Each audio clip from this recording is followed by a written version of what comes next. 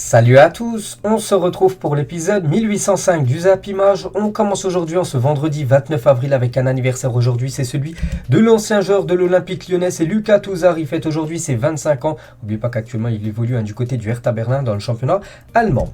On va parler de tout ce qui s'est passé lors de la soirée d'hier. On commence tout d'abord avec la Coupe d'Europe. Hier, il y avait 4 demi-finales, 2 en Europa League et 2 en Europa Conference League. On commence directement avec l'Olympique de Marseille qui s'est incliné hier soir pour cette demi-finale aller contre le Feyenoord de Rotterdam. Donc une défaite 3-2, donc plus 1 en gros. Goal average avec le but maintenant à l'extérieur ne compte pas double.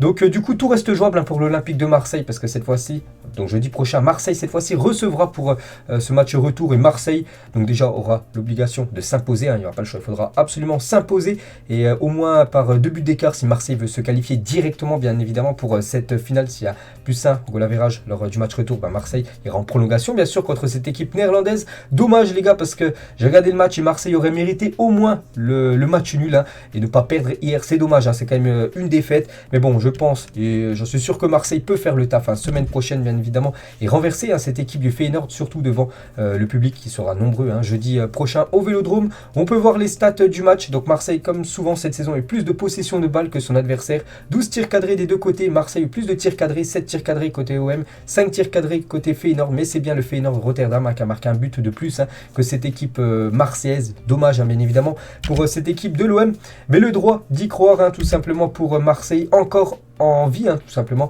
en une de ce journal L'équipe aujourd'hui avec une photo de Bamba Dieng, buteur hier, dommage il aurait pu marquer un voire 2 buts de plus que son but hier. Il y a eu quand même des belles occasions qu'il n'a pas réussi à convertir alors qu'il a marqué un magnifique but, un but très compliqué à mettre et cette fois-ci il l'a mis, Bamba Dieng. Donc voilà la une du journal L'équipe aujourd'hui et Matteo Guendouzi il a dit il est très déçu de la prestation de ses collègues hier. Ce n'est pas digne du demi-finale. On aura à cœur de se rattraper la semaine prochaine. On leur a donné le match. Ils n'ont pas été au-dessus. C'est vraiment à cause de nous, par nos erreurs défensives. C'est vrai qu'il y a quelques joueurs qui ont été très très moyens, surtout en défense. Et par exemple, à la mi-temps, il y avait 2 partout. Ça reprend la deuxième mi-temps. Et seulement 11 secondes après, l'équipe du Feyenoord a déjà inscrit le but du 3-2. Puis après, il n'y a pas eu d'autres buts inscrits dans cette rencontre. Donc c'est Cyriel Dessers qui a marqué 11 secondes après la reprise. Un départ express. Et pourtant, c'est Marseille qui avait quand même l'engagement pour la seconde période. Ils ont perdu le ballon quelques secondes après. Et après, ils se sont fait battre surtout sur une énorme erreur défensive de Caleta Sarr. On peut voir qu'il a obtenu la note de 3 sur 10 aujourd'hui dans le journal L'équipe. Donc en gros, mauvais match de sa part. C'est lui en gros qui donne le but à cette équipe du Feyenoord pour le 3e. Il n'a pas été bon, il a été remplacé avant la fin du match. N'oubliez pas qu'il devrait quitter cette équipe de Marseille en fin de saison. Et sinon on peut voir toutes les autres notes de ce match hier. On va regarder surtout côté OM. Mandanda il a pris 3 buts hier, il a obtenu une note de 4. Saliba les gars, une note de 3. Pérez une note de 3. Et Caleta Sarr une note de 3. Donc c'est la défense de l'OM qui n'a pas été bonne hier. Rongier les gars, une note de 4. On peut voir la plus haute note, c'est Dimitri Payet, une note de 7. Ou même Gerson Camara, une note de 6 pour les deux milieux du côté de Marseille. Et on va parler de Gerson de nouveau décisif. Il fait une magnifique saison à Gerson. Donc ses stats cette saison, c'est 8 buts et 9 passes décisives. Une très belle saison, bien sûr, des très belles stats quand même pour un joueur qui joue en milieu de terrain. On va parler de Bamba Dieng. Donc après avoir raté 2 énormes occasions en début de match, il ne s'est pas posé de questions sur cette frappe et surtout cette frappe qui donne le but de l'Olympique de Marseille, le mental de Bamba Dieng. Et Bamba Dieng, donc 22 ans, devient le plus jeune buteur de l'Olympique de Marseille en demi-finale de Coupe d'Europe. Donc félicitations à l'attaquant sénégalais. Et lui aussi, il a fait une déclaration à la fin du match. On a manqué d'efficacité, à commencer par moi, parce que j'ai manqué 3 occasions de but que j'aurais dû marquer le match retour. On fera tout pour marquer. On savait qu'il jouait comme ça. On n'est pas surpris. On a juste fait des erreurs défensives. On va parler bien évidemment avec le défenseur croate Caleta Sarr. Et l'OM les gars, de nouveau, c'est un match en inscrivant un but. Et l'OM a marqué au moins un but lors de chacun de ses 12 derniers matchs, toutes compétitions confondues. Donc voilà, Marseille a marqué quand même souvent, mais bon voilà, ils ont encore encaissé quand même 3 buts hier lors de cette rencontre de Coupe d'Europe. On va parler de Dimitri Payet, celui qui a obtenu la plus haute note d'après le journal L'équipe. Donc 297 matchs, est devenu le 10e joueur le plus capé de l'histoire de l'Olympique de Marseille. On peut le mettre maintenant dans la catégorie légende du côté de Marseille, le joueur Dimitri Payet. On va féliciter aussi Mandanda. Bon, il a pris 3 buts hier, mais c'était un match symbolique pour lui parce que c'était sa 100e apparition en Coupe d'Europe. Donc un record pour un joueur français. Aucun autre joueur français a disputé plus de matchs de Coupe d'Europe que le gardien marseillais. Cette tête de William Saliba qui est passée juste à côté, rageant. C'est vrai que Marseille a eu beaucoup, quand même pas mal d'occasions. Bon, il y a eu pas mal du côté du Feyenoord. Et c'est vrai que par exemple, cette tête de William Saliba, les gars, qui frôle le poteau. Dommage, c'était l'égalisation. Mais voilà, ça c'est pas concrétisé. Dommage pour le défenseur marseillais. Et Dimeco, les gars, sur RMC l'a dit, personne n'est dupe sur le niveau de la C4, donc l'Europa Conference League. Mais moi, ce qui me plaît, c'est que l'OM la joue à fond. S'il y a finale contre la Roma, la ville va prendre feu. Et si jamais tu la gagnes, elle sera fêtée à sa juste valeur. Peu importe bien sûr la compétition. Bien sûr, Marseille veut gagner cette Coupe d'Europe. Et bien sûr, s'il y a un trophée dans un mois, bien sûr, après la finale, les gars. Donc tout le monde fêtera ça, bien sûr, du côté de Marseille. Bon, maintenant, il faudrait déjà faire un gros match contre le Feyenoord jeudi prochain pour avoir, bien évidemment, une place en finale. Et le parcage marseillais est à la hauteur de l'événement. Donc il y avait 2000 supporters à Marseille, j'avais dit, qui avaient fait le long déplacement du côté de Rotterdam. Vous pouvez voir qu'ils ont mis le feu.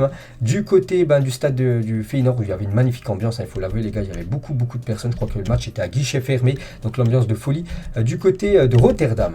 On va parler de l'autre demi-finale, peut-être le potentiel adversaire de l'OM, bien sûr, si l'OM se qualifie en finale, c'est entre Leicester et l'AS Roma. Score final de 1 partout entre ces deux équipes. Donc Lookman et Pellegrini, buteurs dans ce match. Donc tout se jouera cette fois-ci du côté du Stadio Olimpico, du côté de Rome pour le match retour. Donc match retour prévu jeudi prochain. On peut voir les stats du match. J'ai pas vu le match là, j'ai regardé plutôt le match de Marseille. On peut voir quand même que l'équipe de Leicester a dominé comme cette équipe de l'AS Roma. Mais voilà, match nul entre ces deux équipes. Et José Mourinho, les gars, donc encore voilà, un grand cinéma de José Mourinho. Vous savez que souvent il fait pas mal de choses, on va dire, sur le banc. Donc il était très excité hier, José Mourinho, à l'heure de ce match d'Europa Conference League. Et du coup, les deux résultats, donc avantage au Feyenoord, parce que le Feyenoord quand même s'est imposé, alors que l'autre match est match nul. Donc tout reste jouable, bien sûr, pour les 4 équipes, pour la qualification, pour la finale prévue dans un mois. Et on peut voir les 4 joueurs nommés pour être élus meilleurs joueurs cette semaine en Europa Conference League. Donc par exemple, dans le match de l'OM, Dessers, qui a inscrit un doublé contre l'Olympique de Marseille. Donc il est mis dedans. Il y a aussi un autre, Sinisterra. On va parler cette fois-ci de l'Europa League. Donc on commence avec West Ham contre l'équipe de Francfort. Francfort qui avait fait tomber le FC Barcelone lors du tour précédent. Ils avaient battu les Blaugrana, vous vous souvenez, 3-2.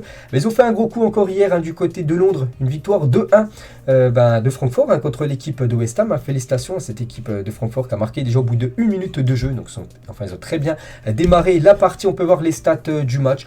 Donc on peut voir que les tirs ont été plus en faveur de West Ham, mais c'est bien Francfort qui a été plus réaliste devant le but, et ce qui est le plus important, je le répète. On peut voir les deux buteurs, donc Knopf qui avait déjà été buteur contre le FC Barcelone, c'est lui qui a inscrit le premier but à la première minute de jeu, et on peut voir aussi l'autre buteur de cette équipe allemande.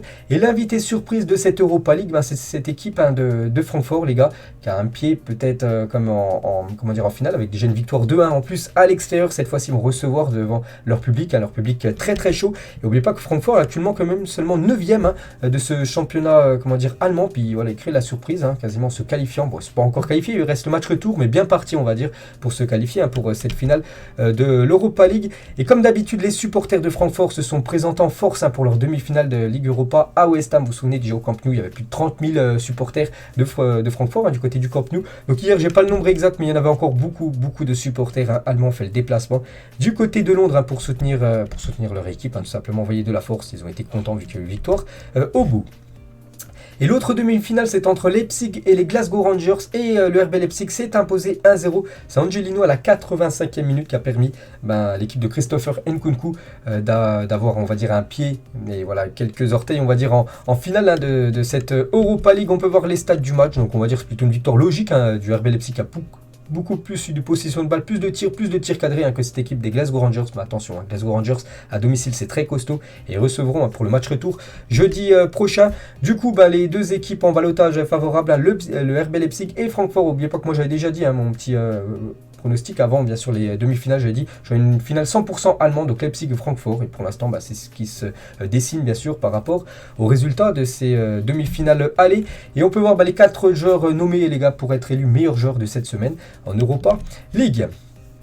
Donc là, on a parlé de tout ce qui s'est passé en Coupe d'Europe. Il y avait aussi un gros match, c'est en Angleterre, un match de Première Ligue, Manchester United contre Chelsea, score final 1 partout entre ces deux équipes. Marcos Alonso, buteur côté Blues, avant que Cristiano Ronaldo égalise quelques minutes après. Donc voilà, un partout entre ces deux équipes. On peut voir les stats du match, on peut voir que Manchester s'en tire de nouveau très bien, parce que Manchester a eu beaucoup de mal à rivaliser avec Chelsea, le top 3, enfin le troisième actuellement de la Première Ligue. Plus de possession de balle pour Chelsea, 21 tirs pour les Blues, seulement 6 pour Manchester à domicile. C'est compliqué pour Manchester. Donc bon, après voilà, il y a quand même un match nul, donc on va dire que c'est un bon point pris pour les Red Devils. Et du coup Chelsea, les gars, reste toujours à cette troisième place avec 33 matchs. Ils ont toujours 6 points d'avance sur l'équipe de Arsenal. Chelsea vise le top 3. Bon, ils ne reviendront pas sur Liverpool et City, mais ils aimeraient rester troisième, puis être directement qualifiés pour cette future Ligue des Champions. Manchester, ils sont loin. Manchester, ils sont 6e, puis ils ont 35 matchs joués. C'est l'équipe qui a le plus joué. Sinon toutes les autres, la plupart sont à 33. On peut voir même que Leicester est à 32 matchs joués, mais Manchester sont à 35. Il leur reste en gros plus que 3 matchs pour cette fin de saison. Et pour que Manchester United joue la Ligue des Champions la saison prochaine, parce qu'oubliez pas qu'actuellement ils sont 6e, puis il faut finir dans les 4 premiers. Donc Chelsea, certainement, c'est trop compliqué pour revenir sur eux. Donc il reste plus que cette 4e place où est Arsenal. Et Arsenal a quand même 5 points d'avance sur l'équipe de Manchester, mais avec 2 matchs en retard. Donc ça semble très compliqué. Bon bref, il faudrait que les Red Devils gagnent déjà leurs 3 derniers matchs. Ça c'est obligatoire, prendre 9 points sur les 9 possibles. Et que dans le même temps, Arsenal, qui reste 5 matchs, il faudrait qu'ils prennent maximum que 3 points sur 15 possibles. Donc c'est très compliqué. Et même si Arsenal ne prend que 3 points max, il faut que Tottenham aussi ne prenne que 5 points max en 5 matchs. Donc les derniers matchs en Arsenal, West Ham, Leeds, Tottenham, Newcastle, Everton, et pour Tottenham, Leicester, Liverpool, Arsenal, Burnley, Norwich. Donc en gros, s'ils font juste une victoire, ces deux équipes, ou même un match nul en plus, donc 4 points. Donc sur Manchester ne pourra pas les rattraper. Donc Manchester, les gars, peut-être ça va jouer peut-être l'Europa League ou peut-être même l'Europa Conference League, parce qu'on peut voir que West Ham a 3 points derrière l'équipe de Manchester, mais avec un match en retard. Donc voilà, ça, c'est une saison compliquée. C'est pas sûr, les gars, que Ronaldo reste du côté de Manchester s'il y a seulement l'Europa ou l'Europa Conference League saison prochaine. Et toujours avec ce Manchester-Chelsea, donc c'est le match le plus nul de l'histoire de la Première Ligue. Donc les deux équipes se sont séparées sur un score de parité à 25 reprises, de nouveau hier, un partout. Aucun duel n'a été autant indécis dans l'histoire du championnat. Donc voilà une petite info concernant cette rencontre. Et on va parler de l'homme du match. C'est Cristiano Ronaldo qui a égalisé pour cette équipe de Manchester United. Et les 9 derniers buts de Manchester United, 8 ont été inscrits par Cristiano Ronaldo. Il y a juste Fred, le milieu brésilien, qui avait inscrit un autre but en dehors de celui de Cristiano Ronaldo. C'est incroyable. Ronaldo, n'oubliez pas, il a 37 ans. Et regardez, c'est lui qui porte tout simplement cette saison l'équipe de Manchester United. Et Ronaldo est devenu le premier joueur de 37 ans à inscrire 17 buts en une saison de Première Ligue. Donc félicitations à CR7, on peut voir actuellement il est le deuxième meilleur buteur du championnat, ex aequo avec Hugminson, l'attaquant de Tottenham à 17 les deux, puis le premier c'est Mohamed Salah qui a 22 buts cette saison dans le championnat anglais, et toute compétition confondue si on rajoute aussi la Ligue des Champions, les coupes anglaises, tout ça. Donc 23e but de la saison pour Cristiano Ronaldo, donc énorme bien évidemment la saison de CR7, aucun joueur n'a marqué plus de buts contre le top 5 actuel de Première Ligue que Cristiano Ronaldo cette saison. Donc voilà encore une stat magnifique sur l'attaquant portugais. Et la dernière fois qu'il avait inscrit un but contre Chelsea, donc c'était lors de la finale de la Ligue des Champions, c'était en 2008, où c'était cette photo, Ronaldo à l'époque, lors de son premier passage à Manchester, il avait été buteur lors de la finale de Champions League contre les Blues, puis là Ronaldo, de nouveau buteur, mais bon, beaucoup d'années plus tard bien sûr, cette fois-ci en championnat. On va parler du jeune Alejandro Garnacho, 17 ans, a fait ses débuts en professionnel ce soir avec Manchester United, donc un nom à surveiller. Je connais pas trop le joueur, je connais même pas du tout le joueur, donc s'il joue déjà quelques minutes avec le groupe professionnel, seulement 17 ans, c'est que ça doit être un crack, donc on espère bien sûr qu'il fera une très belle carrière. Et les supporters de Manchester United manifestent leur colère contre les actionnaires du club. Donc Glazer out. Donc Glazer, en gros, c'est la famille propriétaire tout simplement de Manchester United. Et en gros, les supporters veulent plus que les Glazer, en gros, les propriétaires continuent avec Manchester. Ils aimeraient tout simplement qu'ils quittent l'équipe, enfin le club.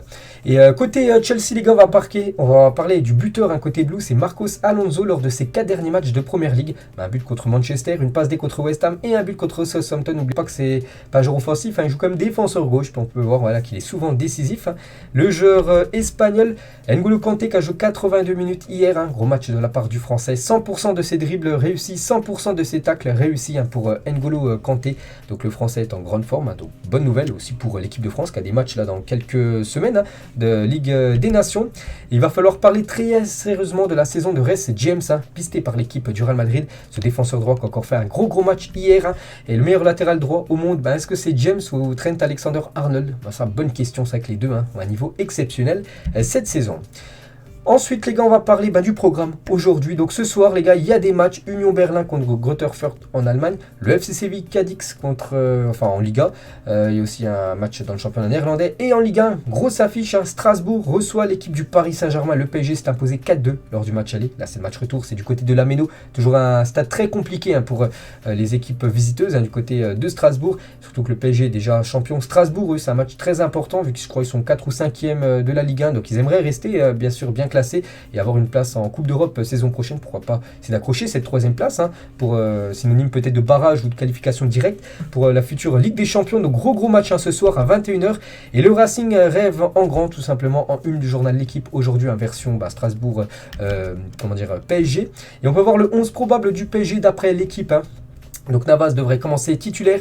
De nouveau la défense à 3, Kimpembe, Sergio Ramos de nouveau devrait être titulaire avec Marquinhos, Hakimi, Nuno Mendes en piston, Verratti, Danilo et devant Neymar, Mbappé, Messi. Donc en gros c'est la grosse équipe hein, malgré que le PSG est déjà quand même champion. Après Pochettino a dit qu'il allait faire jeu comme les jeunes hein, voilà, quand le titre allait être acquis. Donc pour l'instant ils sont pas encore titulaires. On va dire les jeunes peut-être y rentreront en cours de jeu. On va parler du côté de l'Italie. Vous savez qu'aussi en Serie A, le suspense, en Ligue 1, voilà, c'est déjà fait, on connaît déjà le champion, mais en Italie, les gars, suspense garanti, hein, ça peut aussi avec, pareil, avec le championnat anglais. Donc, Serie A, les gars, le calendrier de la fin de saison, on peut voir le calendrier de l'AC Milan et le calendrier de l'Inter. Il y a 2 points d'écart, il reste plus que 4 matchs. On peut voir les différents adversaires, hein, bien sûr, des 2 premiers actuellement, bien sûr, de ce championnat de Serie A. Regardez le 11 fantasy de cette semaine de Ligue des Champions, donc en gros, le 11 type hein, cette semaine. En Champions League, on peut voir un joueur du Real Madrid, bien sûr Benzema, avec son doublé. Il figure hein, parmi cette équipe. Phil Foden, buteur, lui aussi est dedans. Mané, buteur, lui aussi est dedans. Thiago Alcantara, élu homme du match, il est dedans. De Bruyne, buteur et passeur D, il est dedans. Bernardo Silva, buteur, il est dedans. On peut voir aussi Konaté qui a fait un gros match, il est dedans. Van Dijk, Robertson, Alexander-Arnold. Donc toute la défense et le gardien, c'est côté Liverpool. Hein, donc a très peu subi hein, après contre l'équipe de Villarreal. Et la Ligue des Champions, la finale, c'est dans un mois. Jour pour jour, on est le 29 avril, la finale est prévue le 29 mai prochain. Donc on ne connaît toujours pas bien sûr les 2 finalistes, on connaîtra bien sûr les finalistes semaine prochaine. On revient 8 ans jour pour jour en arrière, c'était exactement 29 avril. Et le duo Ramos-Cristiano Ronaldo détruisait le Bayern Munich à l'Allianz Arena. Bayern 0, Real Madrid 4. Score cumulé, hein, 5-0, parce qu'au match retour, il y avait eu 1-0 pour le Real Madrid. Un doublé de Sergio Ramos et un doublé de Cristiano Ronaldo. Magnifique victoire hein, du Real Madrid 4-0, bien sûr, hein, lors de cette saison de Coupe d'Europe. Je crois que ça avait même gagné hein, après la finale. Ça devait être contre l'Atlético Madrid, hein, la finale cette saison. Toujours avec l'équipe du Real Madrid, la une du journal As aujourd'hui, Modric pour toujours. Le Real Madrid et Luka Modric sont parvenus à un accord pour une prolongation de contrat jusqu'en 2023 avec une année en option après sa retraite sur une reconversion au sein du club lui sera proposée. Voilà, en gros, il pourrait peut-être intégrer le staff du Real Madrid. Après, on ne sait pas encore quel rôle, mais voilà, Modric, les gars, devrait là prolonger. Hein, c'est pas encore officiel. J'ai pas encore vu le communiqué officiel hein, sur, par exemple, le Twitter officiel du club. Mais voilà, ça va se faire hein, dans les prochains jours, voire prochaines semaines. Bien sûr, Modric continuera une saison supplémentaire. Après, peut-être il pourrait même finir sa carrière hein, du côté de Madrid. Et toujours avec les unes sur le Real Madrid, cette fois-ci la une journal marqua une signature avec une tête. Donc on peut voir, c'est Rudiger les gars, on a parlé hein, ces derniers jours que Rudiger c'est quasiment fait. Et oui, on peut le dire, hein, c'est fait les gars. Rudiger au Real Madrid, c'est fait d'après Fabrizio Romano. Hein, c'est lui qui a mis ça, vous pouvez aller regarder sur son compte Twitter, il a validé hein, l'arrivée. Signature dans les prochains jours, contrat jusqu'en juin 2026, pas d'officialisation avant la fin de la saison parce que c'est toujours comme un genre de Chelsea. Il est en fin de contrat, en fin de saison, et dès qu'il sera plus sous contrat, ça sera officiel. Hein, voilà, sur tous les sites bien sûr. Hein. Donc voilà, mais bon, c'est fait bien sûr. Rudiger du côté du Real Madrid. Et on peut voir sur la une, hein, bon, c'est marqué en petit, on peut voir les détails de son contrat, tout simplement. Donc le montant du transfert, donc déjà, c'est un salaire de 9 millions d'euros net par saison, voilà pour Rudiger. De 8 millions d'euros de prime à la signature, vu qu'il arrive libre du côté du Real Madrid. Donc le Real Madrid, pour le récompenser, donc il lui offre directement 8 millions en salaire, enfin pas en salaire, en prime en gros, sur son compte bancaire. Et 15 millions d'euros de commission hein, pour son agent. Donc voilà les gars, le transfert de Rudiger est bouclé. On continue toujours avec le Real Madrid. Demain, le Real Madrid joue un match important, peut-être le match du titre. C'est qu'on à domicile contre l'Espagnol Barcelone. Et on peut voir le 11 qui devrait commencer titulaire. Voilà, vous voyez les joueurs, vous dites, mais c'est quasiment l'équipe B. Ça devrait être l'équipe bis. Demain, Luna devrait gauler à la place de Courtois. Marcelo, Rafa Marín, Valero, Lucas Vázquez en défense. Isco, Camavinga, Ceballos, Bell, Mariano, Asensio. Donc en gros, c'est l'équipe B. Pourquoi? Parce que vous savez que le Real Madrid joue encore un match très important mercredi, un match retour contre l'équipe de Manchester City, bien sûr. Ancelotti prend aucun risque, il ne va pas mettre Benzema, voilà, s'il se blesse, ce serait une catastrophe avant le match contre City. La même chose pour tous les autres joueurs, Modric, tout ça, il les met au repos. Donc voilà le 11 qui devrait être titulaire demain, d'après les dernières infos, et je pense que ça va ressembler à ça. Voilà, Ancelotti prendra aucun risque, il a bien raison. Et vous savez que le Real Madrid, il suffit juste d'un point, donc un match nul, ils seront sacrés champions d'Espagne. Et la Plaza de Cibeles, donc en gros la place du côté de Madrid, sera prête samedi pour que les supporters du Real Madrid célèbrent le titre de champion de Liga dans le cas où l'équipe obtient au moins un point contre l'Espagnol. Donc souvent c'est sur cette place là que le Real Madrid va fêter ses titres de Ligue des Champions, ses titres de Liga. Donc tout sera prêt demain. Voilà, si bien sûr il y a le point du match nul. Donc on peut voir que le trophée de la Liga sera aussi demain, vu qu'on est samedi au Bernabéu. En cas de victoire, le Real Madrid se rendra à Cibeles pour célébrer. Tout est déjà prévu. Donc voilà, les joueurs vont déjà voir leur famille, puis après ils seront sur un bus, par exemple ce bus les gars, donc vainqueurs de la Liga, puis ils iront fêter bien sûr ce titre avec tous les supporters du Real Madrid du côté de la place Cibeles. Et la très mauvaise nouvelle côté Real Madrid, donc c'est bien, peut-être ils vont gagner le championnat, mais c'est un joueur qui est certainement forfait pour le match contre City. C'est David Alaba, touché aux adducteurs. David Alaba est forfait pour le match déjà de ce week-end face à l'Espagnol, ça c'est sûr et certain. N'oubliez pas qu'il était sorti à la mi-temps contre Manchester City. Il est également très incertain pour le match de Ligue des Champions face à Manchester City. C'est pas encore officiel, son forfait, mais ça va se faire, il sera pas là tout simplement. Il est très peu probable que David Alaba joue contre City mercredi. Ses malaises sont revenus, c'est difficile pour lui, il a un problème je crois aux adducteurs. Donc du coup Nacho les gars devrait débuter contre Manchester City mercredi prochain, et ça bien sûr c'est un gros coup dur. Bon, c'est pas pour dénigrer Nacho, mais bien évidemment Alaba a beaucoup plus d'expérience en Ligue des Champions que Nacho. Donc voilà, c'est quand même le gros coup dur pour le Real Madrid avant ce match retour mercredi prochain. On va parler cette fois-ci du Barça. Regardez la une journal sport aujourd'hui, le nouveau Camp Nou commence tout simplement. Donc c'est la grosse info aujourd'hui. Vous savez que du côté du Real, le Santiago Bernabéu devrait être prêt là d'ici quelques mois, normalement au premier trimestre l'année prochaine. Et du côté du Barça aussi, le Barça aura son stade rénové. Il sera toujours le Camp Nou, mais bien sûr modifié en gros. Donc les travaux du Camp Nou débuteront en juin prochain. Et c'est officiel là dans un mois et demi les gars. Ça sera les premiers travaux pour rénover ce Camp Nou qui devrait ressembler à ça les gars. Donc le Barça obtient le permis de construire pour commencer le nouveau Camp Nou. Les travaux débuteront en juin prochain. L'équipe jouera au stade olympique de Luis Companys lors de la saison 2023-2024. Donc la saison prochaine, ils joueront encore du côté du Camp Nou. Il y aura des travaux, bien sûr le stade sera en travaux, mais voilà, il pourra encore le stade accueillir des matchs. Donc saison 2024-2025, retour au Camp Nou avec une capacité de 50%. Donc voilà à quoi devrait ressembler le nouveau Camp Nou en gros, quand il sera rénové. Donc il devrait être prêt quasiment en 2025, parce qu'il y a quand même 3 ans de travaux. Donc il va être magnifique, bien sûr. Voilà, ce Camp Nou, il y aura un toit. On peut avoir un toit au milieu qui fera tout le tour, bien sûr, en haut. Donc, il sera sublime, ce nouveau stade. Et le Barça disputera, je dis, la saison 2023-2024 au stade de Montjuïc. Donc voilà, les gars, les dernières infos. Donc, ce stade, les gars, Montjuïc, voilà, c'est le stade olympique du côté de Barcelone. Dans le passé, c'est l'Espagnol Barcelone qui jouait dans ce stade. Bon, maintenant, ils ont leur stade à l'Espagnol, mais il y a quelques années, ils jouaient dans ce stade. Donc, voilà, c'est un stade où il y a beaucoup moins de capacité, bien sûr, mais pendant une saison, donc lors de la saison 2023-2024, le Barça jouera toute sa saison complète dans ce stade, ce stade olympique du côté de Barcelone.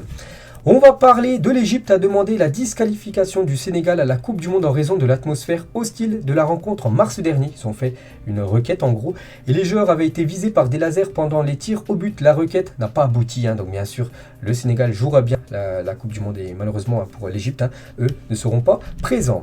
On va parler du sélectionneur marocain Vaïd Halilhodžić et une réunion est prévue prochainement pour décider de l'avenir du coach du sélectionneur marocain. En cas de départ, un entraîneur francophone est privilégié dirigé par la fédération marocaine de football.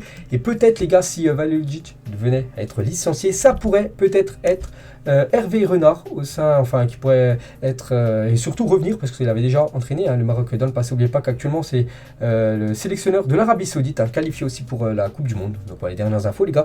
Concernant des sélectionneurs, on va parler cette fois-ci de toujours des entraîneurs, mais cette fois-ci un entraîneur de club. C'est Jürgen Klopp et c'est officiel, il prolonge jusqu'en juin 2026 avec Liverpool vu qu'il fait du très bon taf avec bien évidemment les Reds depuis qu'il a pris quand même cette équipe. Il y a quand même quelques saisons, il a totalement changé la donne avant qu'ils prennent cette équipe de Liverpool. À Liverpool, je crois que c'était 7-8e du classement. Et maintenant, regardez, c'est soit ils sont champions, soit ils sont deuxième à la lutte avec Manchester City. Ils sont quasiment qualifiés pour la finale de Ligue des Champions. Et les stats de Klopp en Anfield en première ligue. Donc 127 matchs, 89 victoires, 28 matchs nuls, 10 défaites.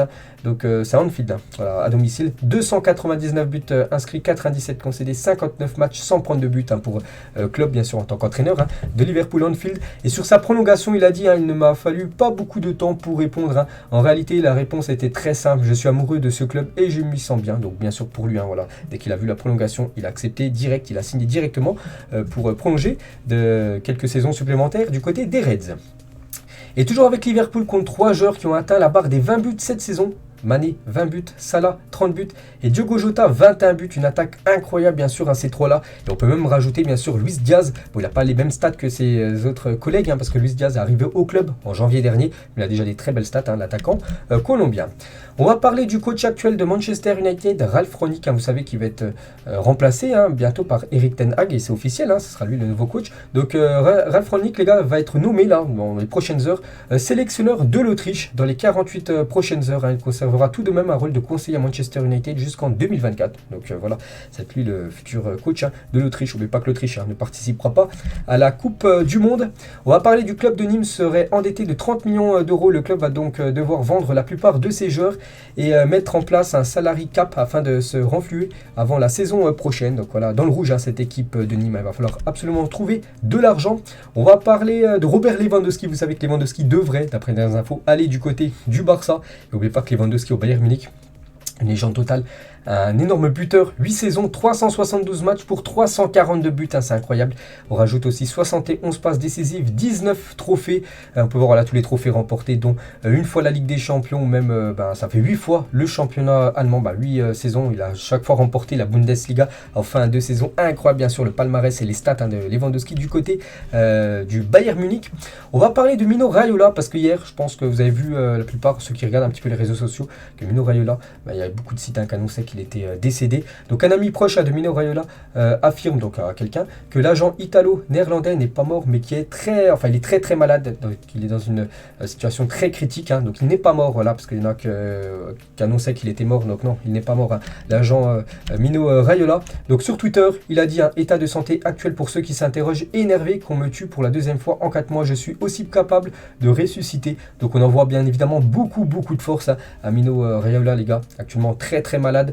Donc n'oubliez pas que c'est un énorme agent, peut-être l'un des agents les plus influents dans le monde du football avec Jorge Mendes. Regardez tous les joueurs qu'il a sous son aile, on peut voir Pogba, Donnarumma, Verratti, il y en a plein d'autres, Luzano, même Moiskin, ou même bien sûr Erling Haaland, un attaquant norvégien.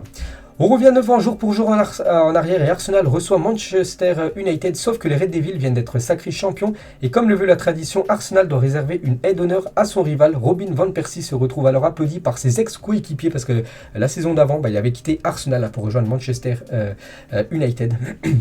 Et on peut voir qu'à la fin de la saison, après, donc voilà, ses anciens coéquipiers lui avaient fait une aide d'honneur par rapport à son titre de champion. Les 3 finalistes du prix Marc-Vivien Foé 2022, donc en gros le meilleur joueur africain évoluant en Ligue 1. Donc les 3 prétendants, les gars, Aguerd, Fofana et Amari Traoré qui méritent de remporter ce prix. Donc moi je pense les gars que ça sera le Lensois, l'Ivoirien Seko Fofana qui fait une magnifique saison. Je pense que c'est le grand favori pour remporter ce prix. Il faut se rappeler les gars que Villarreal, n'oubliez pas qu'il s'est déplacé du côté de Liverpool, a une masse salariale plus faible que Burnley quand même, qui sont quand même en demi-finale de Ligue des Champions, a battu le Bayern et la Juventus pour aller en demi-finale. Ils ont payé la moitié des frais de déplacement et les billets des supporters, j'avais dit, pour se déplacer du côté de Anfield avant-hier. Regardez les défenseurs nommés pour la Team of the Season, donc en gros les TOTS de Première Ligue. Quel est le meilleur défenseur de la saison selon vous? On peut voir à chaque fois. Et on peut voir à chaque fois, il n'y a aucun joueur de Chelsea. À noter qu'aucun joueur de Chelsea est nommé dû aux relations du conflit, ce qui se passe bien sûr, vu que le propriétaire, vous savez que c'est Roman Abramovich, puis ça fait un petit peu des problèmes du côté des Blues. Bon bref, regardez tous les défenseurs nommés pour être TOTS en Première Ligue. Les milieux de terrain, voilà la liste, bien sûr, ça c'est pas tous ceux où ça sera officiel. Après il y en aura quelques-uns qui seront officiels. Et on peut voir les attaquants les gars, donc ça c'est les nominés. Après on verra ceux qui sont élus dans quelques jours. En 2018, à la recherche d'un nouveau gardien, Chelsea a refusé de payer quasiment 70 millions d'euros pour signer Alisson Becker. Donc les Blues se sont finalement attachés les services de Kepa Arrizabalaga pour quasiment 76 millions d'euros. Donc plus cher, ils ont payé Kepa parce qu'ils ne voulaient pas payer autant d'argent pour Alisson. Et du coup, on a pu voir que Kepa, les gars, ça a été un flop quand même du côté de Chelsea. Balotelli veut jouer au Boca Juniors. J'aimerais jouer à Boca Juniors. Si Riquelme m'appelle, je viens. Tous les enfants qui ont grandi en Europe ont regardé des vidéos de Maradona et Riquelme à Boca. J'ai appris à connaître ce club à travers ces deux joueurs. Donc voilà, il fait l'appel du pied à cette équipe d'Argentine, Mario Balotelli. La France loin du Big Four en Europe. Donc en gros, c'est les équipes qui ont joué le plus de demi-finales de Coupe d'Europe, que ce soit Ligue des Champions ou même Europa League. Donc bref, la France a eu 38 demi-finales, avec tout club confondu. On peut voir, ils sont classés 5e, on peut voir l'Espagne à 112 demi-finale, souvent bien sûr le Real ou bien sûr le FC Barcelone, l'Angleterre. On peut voir 94 demi-finales disputées. On va parler un petit peu quelques infos transferts les gars. Donc tout d'abord, Arsenal va expliquer à Nicolas Pepe que 2 joueurs à son poste seront recrutés cet été, probablement un futur départ pour l'Ivoirien. Voilà. Donc Arsenal veut recruter un ailier droit, donc à la place de Nicolas Pepe. Donc Pepe les gars, ça sent le départ, il devrait quitter cette équipe des Gunners. On va parler toujours des clubs anglais. Liverpool est bien intéressé par Aurélien Tchouaméni. Le Français est favorable à un transfert en Première Ligue comme en Liga. On parle aussi beaucoup du Real Madrid. Donc le PSG aussi avait des vues sur Tchouaméni, mais le joueur veut jouer à l'étranger, donc quitter le championnat de Ligue 1. Donc peut-être Liverpool ou peut-être Real Madrid le futur, mais il devrait quitter cette équipe de Monaco en fin de saison. Manchester est prêt à offrir 50 millions d'euros à Leeds pour Calvin Phillips, joueur de Leeds United, qui joue actuellement le maintien, donc il pourrait aller dans un club plus OP. Manchester, même si Manchester est quand même en difficulté, donc voilà, Manchester pourrait faire une grosse offre pour le milieu anglais. Victor Osimhen aussi ciblé par Manchester. Manchester proposerait plus de 100 millions d'euros à Naples pour recruter l'attaquant nigérian. Une rencontre a eu lieu hier avec le joueur, son agent et Aurelio De Laurentiis, le président de Naples. Donc voilà, affaire à suivre les gars. Aussi Manchester peut préparer du très très lourd. 100 millions d'euros, c'est beaucoup d'argent. Voilà, il pourrait investir cette énorme somme sur Victor Osimhen. Toujours avec Manchester, et aussi le Bayern, Dortmund et Tottenham sont des clubs intéressés par Sébastien Haller après sa magnifique saison du côté de l'Ajax. Bien sûr, il y a beaucoup de clubs qui aimeraient le recruter. Voilà, tous ces 4 énormes types qui aimeraient recruter l'attaquant ivoirien. Manchester City a émis une offre pour s'attacher les services de Rafael Leao, donc le joueur portugais de l'équipe de l'AC Milan. Cependant, l'AC Milan va tenter de prolonger son joueur. Donc voilà encore une info, rumeur de transfert, bien sûr, qui pourrait devenir un transfert officiel. Tanguy Kouassi devrait être prêté cet été par le Bayern. Club intéressé, Monaco, Leverkusen, Leipzig. Il joue très très peu, Tanguy Kouassi, l'ancien joueur du PSG, du côté maintenant du Bayern. Donc il devrait être prêté, les gars. Donc on peut voir peut-être les clubs où il pourrait se diriger, l'ancien parisien. Christophe Galtier, donc l'entraîneur de Nice, s'intéresse au profil de Tedji Savanier, le capitaine montpelliérain. Donc le montpelliérain n'a plus qu'un an de contrat, il pourrait ouvrir la porte à un départ cet été. Donc voilà, peut-être quitter Montpellier pour rejoindre Nice, pour Savanier.